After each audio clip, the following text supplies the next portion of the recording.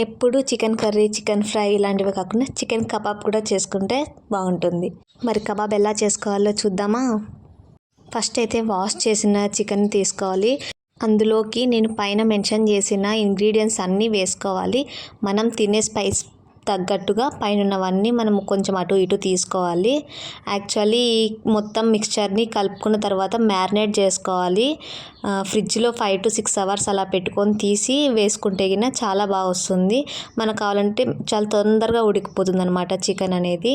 మనకు కొంచెం ఎక్కువగా క్రంచీగా అలా కావాలంటే ఎక్కువసేపు ఆయిల్లో వేయించుకోవాలి. అప్పుడు మంచిగా రోస్ట్ అవుతే టేస్ట్ అయితే చాలా బాగుంటుంది. కబాబ్ అయితే చాలా బాగా కుదిరింది. ఒకసారి మీరు కూడా ట్రై చేయండి. Thank you for watching. ఇలాంటి వీడియోస్ కోసం నా ఛానల్ని సబ్స్క్రైబ్ చేసుకోండి. Thank you so much. Don't forget to subscribe handmade with Pooji guys. Bye.